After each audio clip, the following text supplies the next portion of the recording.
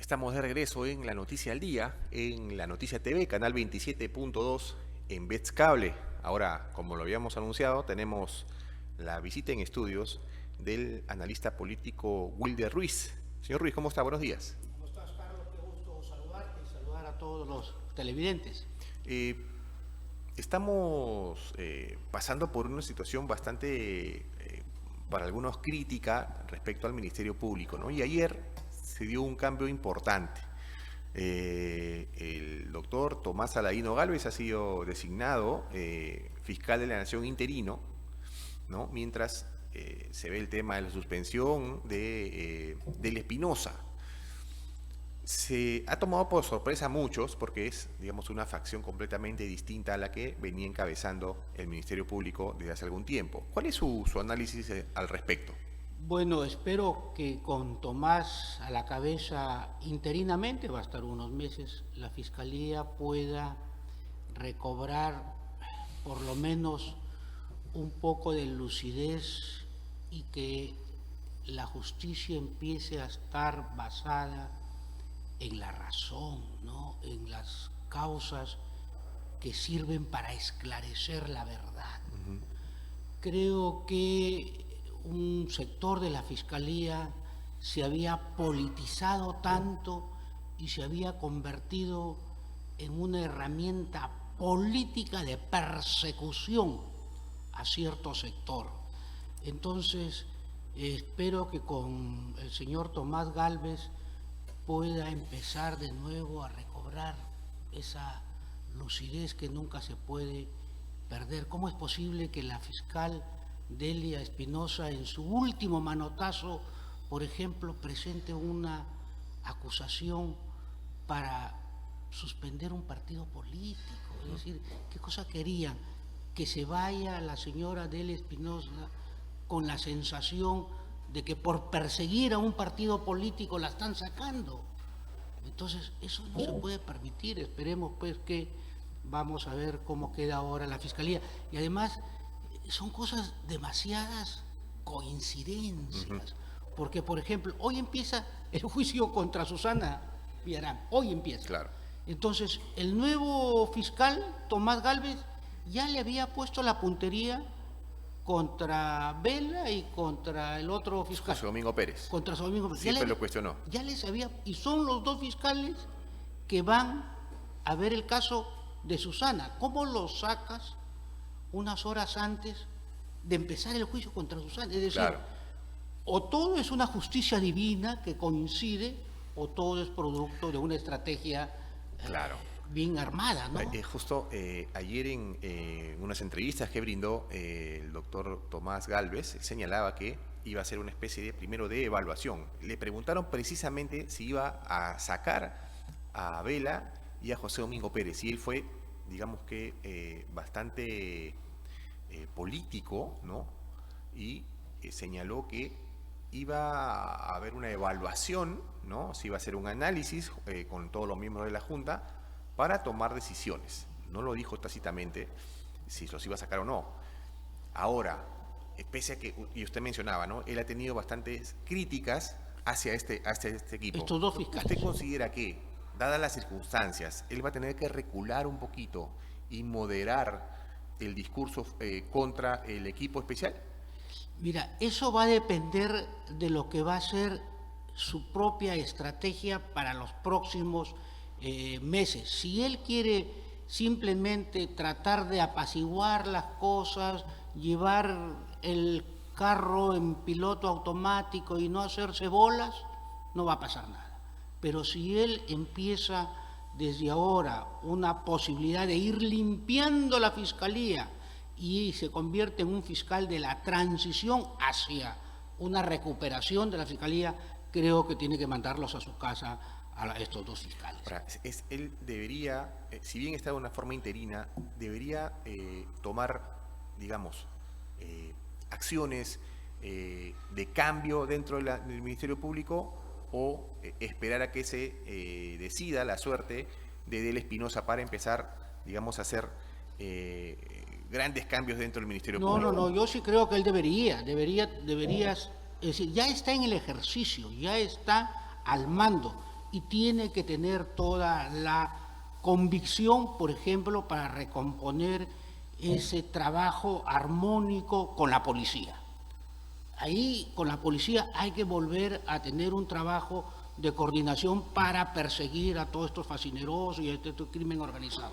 Eso ahí. Y después la parte de la persecución política.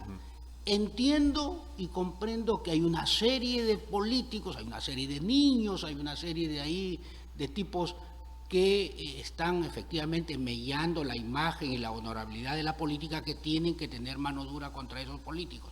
Pero yo sí creo que la Fiscalía debería de empezar, Tomás Gálvez, a limpiar y ser el fiscal de la transición que pudo empezar todo este trabajo de honorabilidad y decencia que siempre debió tener la Fiscalía. ¿Y considera que una de las primeras acciones que debería tener es reunirse con representantes del Ejecutivo y Legislativo? Digamos, ha habido un constante enfrentamiento entre el Ministerio Público y estos dos poderes del Estado. ¿Considera pertinente una reunión? Sí, pero las reuniones estas tienen que ser sobre la base de una propuesta. Es decir, las reuniones, me imagino, deberían empezar a decir, mira, este es mi proyecto que tengo para la gran reforma de la administración de la Fiscalía.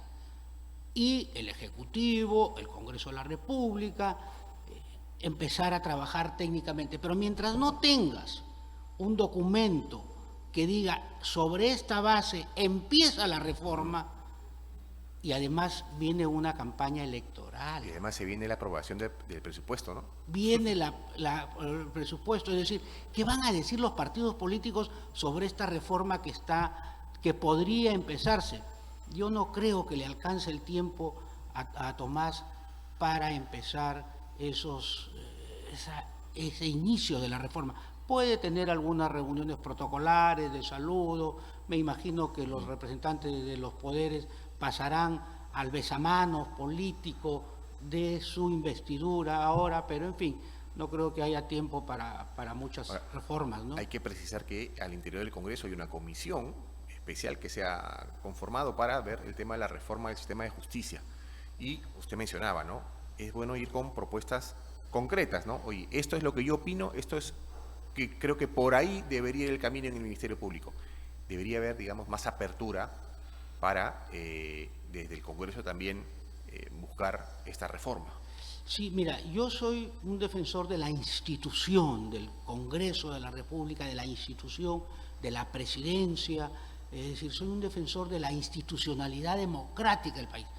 Pero el Congreso de la República, que ya está prácticamente de salida, y donde el presidente de la Comisión de Fiscalización tiene sus propios anticuchos y tiene sus propias carpetas, es decir, como que este Congreso perdió toda autoridad moral para iniciar la reforma. Una reforma. Entonces, yo creo que tendremos unos meses de conversación, de hablar, pero no se va a concretar en un tipo de reforma. Yo creo que con todo aprecio y cariño al Congreso de la República, si ellos se dedicaran a seguir dando el reconocimiento al día de la chanfainita, al día de la papa a la huancaína, creo que con eso le harían mucho bien al país y no iniciar este tipo de reformas. Creo que ahí les mando un saludo a los congresistas. Falta el Día Nacional de la Causa Ferreñampana. Creo que deberían de trabajar el tema.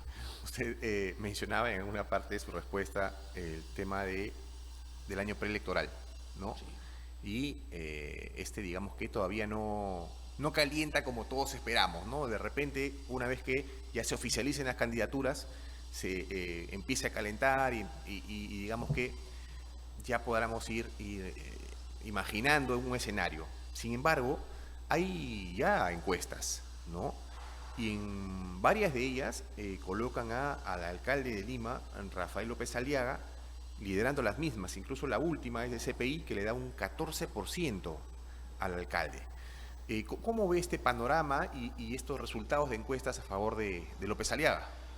Bueno, favorablemente, por supuesto. Creo que, sobre todo en Lima, donde tiene casi 23 puntos y algo de aprobación y de intención, creo que en Lima la gente empieza a ver los resultados de su gestión y de su trabajo. Creo que el tema de alentar los trenes y darle una mayor calidad en el transporte ha ayudado mucho, y sobre todo la posición terca del Ejecutivo de trabar una buena iniciativa que iba a beneficiar a las personas que se trasladan desde Chosica hacia Lima.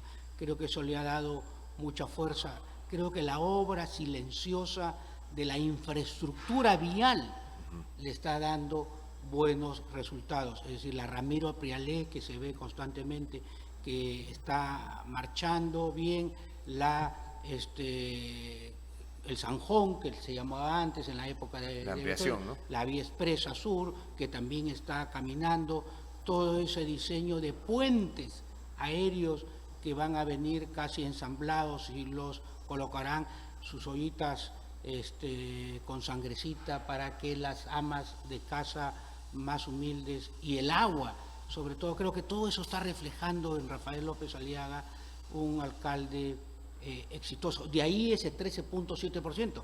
La gran tarea que tiene el partido es mantener ese porcentaje, y sobre todo en provincias, ¿no? En provincias todavía hay un incremento muy lento. Claro, es que la realidad es distinta, ¿no? Digamos que uno desde Lima puede ver las obras que viene haciendo y te termina tocando. Desde el interior del país es otra perspectiva. Sí, y sobre todo en el sur, ¿no? En el sur, a pesar que veía en la encuesta que la Sierra Centro, básicamente con Huancayo, que es una plaza electoral muy importante, ahí está bordeando casi el 10%. Y el otro punto rescatable de la encuesta de CPI es que mayoritariamente los jóvenes de 18 a 24 años están votando por Rafael López Aliaga, lo cual significa que es un alcalde que engancha con la modernidad, engancha con esa esperanza de futuro que puede tener un mayor éxito, y sobre todo los jóvenes ponen la pauta siempre en una campaña. Sí. Los jóvenes huelen por dónde viene el futuro. Claro, ahora, si bien está, digamos, encabezando estas encuestas, ¿usted considera que de salir esta obra del tren, ¿no?, que digamos que él la termina impulsando, va a terminar siendo el empujón que necesita para mostrarse más sólido en las encuestas? Sí, mira, yo no dudo que el gobierno de la presidenta Dina, con su aliado el señor Acuña, cuyo ministro de Transportes es del partido de Acuña, van a hacer lo imposible por parar el tren, porque claro, si supongamos que el tren Chosica-Lima se inaugurara un 18 de enero, el día de Lima, entonces eso significa mínimo 10 puntos en las encuestas, es decir, a 2 meses y medio de las elecciones inaugurando un tren de esa magnitud, y el 18 de enero, que es el día del aniversario de Lima, por más que él no sea un alcalde en ejercicio, porque si es candidato a la presidencia habría tenido que renunciar antes, todo el mundo sabría que ese es su gestión y su hijo. Ahora, digamos que entonces a los demás candidatos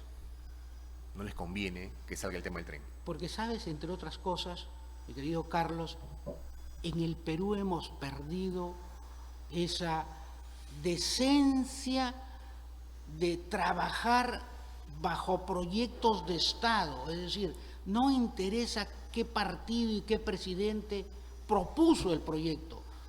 Lo importante es la continuidad de los grandes proyectos y de las grandes obras, y por una mezquindad política de los últimos 20 o 25 años, que porque lo propuso tal persona no se continuó. Alan García puso en marcha la línea 1. Fujimori debió haber terminado en 10 años la línea 2. Toledo la línea 3. Después Alan García hubiera la línea 4. Ollanta la 5. Es decir, si hubiéramos hecho una línea de tren por mandato presidencial, tendríamos ahorita, estaríamos discutiendo por qué la línea 6 o 7 está atrasada. Claro. Y, es verdad. y no avanzan, la 2 está ni siquiera al 50%. Esa visión no se tiene. Esa visión no se tiene porque en el Perú hace muchos años perdimos la capacidad de consenso entre los personajes que lideran la política peruana. Esa grandeza de espíritu de los políticos para que los países puedan crecer y las ciudades puedan construirse. Eso no lo tenemos. Sí. Ahora, ¿es probable el escenario de enfrentamiento de derecha-izquierda en una segunda vuelta? ¿Lo ve real? ¿Hay un posible candidato de izquierda que pueda llegar a segunda vuelta en estas elecciones? Bueno, la izquierda siempre va a estar ahí o con candidatos radicales propios o camuflados con algunos candidatos que pueden tener. Creo que el sur, del centro sur, está muy fuerte todavía la prédica de la izquierda. Creo que algunos candidatos, o uno o dos candidatos de izquierda van a aparecer en el último momento. Espero que ninguno de los dos esté en segunda vuelta, pero si uno por lo menos está en segunda vuelta y del otro lado una posición más libertaria, más defensa de la propiedad privada, de la iniciativa individual, del respeto a la vida, a la familia, creo que si hay una posibilidad en ese sentido podría darse esa polarización o lo ideal sería una polarización entre tendencias defensoras del sector privado, de la iniciativa individual, ¿no? ¿Y por qué es tan difícil en los últimos años a la derecha entrar en el sur? Porque ahí ha habido una prédica muy fuerte, es el rezago de Sendero Luminoso, no te olvides. Y entonces, y incluso en Lima metropolitana, en las zonas de Lima Norte y Lima Sur, siempre ganaban alcaldes de izquierda, hasta que aquí en Lima se dieron cuenta que la izquierda con sus posiciones solo traía atraso. En cambio, en el sur todavía no han habido una prédica que muestre la eficiencia del mercado, que muestre que producto de la minería, por ejemplo, cuyos impuestos han generado una infraestructura de hospitales, de buenas escuelas, de buenas carreteras. ¿Por qué? Porque han habido malos gobernadores y malos alcaldes. Entonces, Cajamarca, que es una mina de oro, claro, imagínate, tiene uno de los departamentos con mayor índice de anemia. Entonces, la prédica de la izquierda siempre ha estado muy fuerte en esas zonas. Y partidos de la centro-derecha no han hecho tampoco su trabajo. Claro. Ahora, hay que tener en cuenta que en estas elecciones vamos a tener cerca de 40 opciones, ¿no? Hemos visto la posible cédula de votación que pareciera una hoja A3, ¿no? Y te quedas corto, ¿eh? Sí. Es mucho sí. más, creo. Y ¿cuál es el escenario que se va a vivir con tanto partido en estas elecciones? No, yo creo que eso está claro. Van a pasar van a pasar la valla máximo 6 o 7 partidos. No creo que 15 partidos pasen el 5%. Es decir, van a pasar los que tienen un trabajo de recordación de su logo, una marca ya registrada en la conciencia y en la mente de los ciudadanos, con lo cual pasarán la valla 7 partidos, nada más. Y de los 7, los 3 primeros o los 4 primeros tendrán una representación muy importante en diputados y en el Senado. Todos los 30 y tantos partidos tendrán pues 1.5, 2, 2.5 y no va a pasar nada en ese sentido. El gran problema es que al no pasar el 5% del partido, mantienen su vigencia un año más, con lo cual las polarizaciones en las elecciones municipales y regionales de octubre, volveremos a tener 40 candidatos en tu distrito, tendremos otros 40 candidatos en tu provincia, cuando han debido el jurado, es decir, ya pasaste el 5%, no pasaste el 5%, ya pues hijito a tu casa. Y ahí reducir a 7 o 8 partidos que sí van a pasar el 5% para las elecciones municipales y regionales. Pero como les van a permitir, porque dicen que tu eliminación del registro es después de un año y las elecciones son en octubre, volveremos a tener el problema de ese amplio menú de candidaturas, Claro. ¿no? Usted mencionaba de forma irónica que esperaba que la causa Ferreñafana sea también declarada patrimonio cultural, ¿no? Entonces, usted es del norte, ¿no? ¿Cuál es el panorama político en esa parte del país? Bueno, ahí en el norte de Lambayeque hay, yo diría que 4 o 5 fuerzas políticas muy ya trabajadas. Creo que no hay que desconocer el partido de los Acuña. Creo que Somos Perú, donde actualmente el gobernador es de Somos Perú.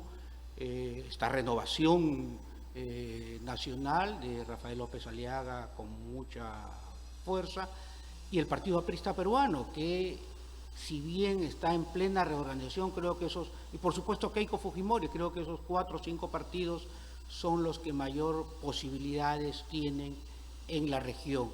Los demás partidos, si bien están haciendo sus esfuerzos de convocar, no creo que tengan mayor éxito. Quizás alguien de la izquierda que podría ahí meterse en ese grupo de 5 partidos, pero no más. No hay un movimiento regional lambayecano que venga con una avalancha de votos, eso no hay. Usted mencionaba APP, bueno, y César Acuña se ha convertido también en un eterno candidato, ¿no? Que pareciera que más su campaña apunta al Congreso, ¿no? A poner mayor número de congresistas de su partido. ¿Usted considera que esta ola de inseguridad que se vive no solamente en Lima y en otras regiones, en La Libertad, hemos visto en menos de 2 meses atentados con explosivos contra viviendas, esta situación de inseguridad en la misma La Libertad, ¿le va a terminar quitando votos a Acuña en el propio norte? Sí, algo le va a restar, pero Acuña tiene una gran ventaja tanto en Piura, Lambayeque y La Libertad, que tiene una organización y una maquinaria que con esa maquinaria por lo menos le garantiza una votación de 10 o 12%, con lo cual pone unos diputados ahora y pondrá a lo mejor algún senador. Y después intentar ganar algunas alcaldías, si es que no también una gobernación. En algún momento han tenido un gobernador en Lambayeque, y creo que, y en alguna otra sector del país, creo que ahora la estrategia de los Acuña va a ser mantener cierta presencia en el Senado, en diputados, y después ir a las elecciones en estas 3 regiones. No creo que tengan con sinceridad una aspiración presidencial, no creo que estén en segunda vuelta. Ahora, hablamos del tema electoral y en estas elecciones lo diferente es que vamos a elegir 2 cámaras en el Congreso, ¿no? Ahí también hay un tema de parte del Jurado Nacional de informar y explicar cómo va a ser este tema de votación, cuál es el sistema.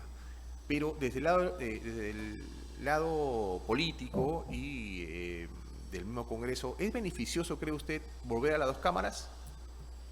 Sí, claro. Yo he sido un defensor siempre del Senado de la República. Creo que una Cámara reflexiva, donde la edad de los que llegan ya tienen un sentido en la construcción futura, creo que es buena. Y mantener a diputados en esa posición de fiscalización, de debate político, y la Cámara del Senado un poco más reflexiva. No nos olvidemos que ha pasado casi desapercibido que el que va a tener el gran poder va a ser el Senado de la República. Claro. El Senado se va a convertir en un ente que va a tener el nombramiento de los miembros del Tribunal Constitucional, a los directores del Banco Central de Reserva, al defensor del pueblo, el Senado va a decidir una serie de temas que diputados no va a poder. Diputados va a proponer proyectos de ley, los va a aprobar en diputados y si va al Senado y el Senado lo rechaza, ahí queda, ya no regresa a diputados para una mejor redacción. Ni a comisión. Ni a comisiones. Si el Senado dice no, no, se acabó. Antiguamente sí, un diputado presentaba un proyecto de ley, se aprobaba en la Cámara de Diputados, iba al Senado, el Senado lo modificaba o decía regrese a diputados para un mejoramiento y el proyecto iba y venía. Ahora no, si el Senado dice que no, se acabó, ahí nomás. Y todo va a ser con una mayoría simple, es decir, quien tenga en alianza 33 votos o 31 votos van a poder decidir todo, porque van a ser 60 senadores y todo se va a aprobar por mayoría simple, es decir, con 31, 32 votos. Entonces el Senado se va a convertir en un organismo poderoso políticamente. De ahí la importancia de que los partidos puedan decidir sobre unos personajes con cualidades morales, éticas, transparentes, con conocimiento de las cosas que se van a debatir y no estar llevando pues a una serie de informales de la política. Entonces, ¿no? ¿Usted cree que los partidos van a poner todas sus balas al Senado? Por lo menos para que puedan tener una buena representación y no le hagan daño al país. Es decir, no puedes ir al Senado a aprender, eso no. Eso, es decir, no te puedes pasar un año en el Senado sin haber tenido antes por lo menos una experiencia de regidor metropolitano, o de consejero, claro, o de alcalde. Eso no puede ser. Anda a aprender a diputados 25 años, la Cámara que pelea, la Cámara que grita, la Cámara que interpela, ahí posiblemente no faltará una violencia verbal, pero el Senado no. El Senado tiene que ser gente que vaya a los partidos con experiencia ministerial, por ejemplo, que hayan sido ministros de Estado, que hayan sido alcaldes de importantes provincias, gobernadores, congresistas, excongresistas, rectores de universidades. Es decir, el Senado son los que le dan la seguridad y la confianza moral del país. Claro. Porque si tú tienes un Senado lleno de niños, ya el país... Claro. No hay forma de pensar en ese país. Para terminar, y ya que trae usted a colación el tema de los niños, ¿cómo es que este Congreso ha logrado alcanzar tanto nivel de desprestigio, ¿no? ¿Qué pasó? ¿Nos equivocamos al elegir o ellos se pintaron bien la cara durante las elecciones y se desmaquillaron en su curul? Mira, Carlos, la política hace muchos años dejó de ser un servicio cívico con una filosofía de construcción de tu país y de tus ciudades. La política dejó de ser eso y producto de un mercado de libre comercio en economía, se llevó ese libre mercado a la política, ese concepto de filosofía. Y como el país es básicamente un 70% informal, esa informalidad de concepto social se llevó a la política. Y creo que hay 4 grandes culpables. 1, los partidos políticos que no han hecho una buena selección de su gente. 2, los medios de comunicación que sabiendo que tal persona podría tener este currículum no los denunció a tiempo. En tercer lugar, la ciudadanía que los votó, que los eligió. Posiblemente los eligió porque los medios de comunicación no sacaron a tiempo. Lo vendieron bien. Lo vendieron bien y a su vez el partido político que tampoco hizo un buen filtro.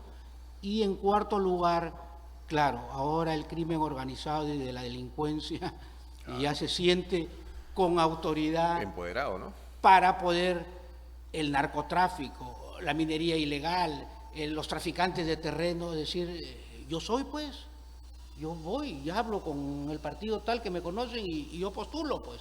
Entonces, y estas posiciones tienen recursos económicos y esos recursos económicos los hacen comprar conciencias y ganan. Bien, pues usted ha mencionado algo que es importante, ¿no? El elector tiene que documentarse un poquito más. Acá siempre hacemos énfasis en eso, ¿no? Nos van a presentar un abanico y si en ese abanico usted pone los ojos en 2 o 3 posibles candidatos, hay que averiguar un poquito, ¿no? Que documentarse para no equivocarnos otra vez. Señor Wilder Ruiz, queremos agradecer la entrevista y Carlos, su presencia en estudios. No, encantado de la vida. Mucho Bien, gusto. amigos, estuvo con nosotros el analista político Wilder Ruiz, con quien hemos hablado sobre la situación en el Ministerio Público y con lo que nos podemos encontrar en las próximas elecciones. Vamos a una pausa y venimos con más.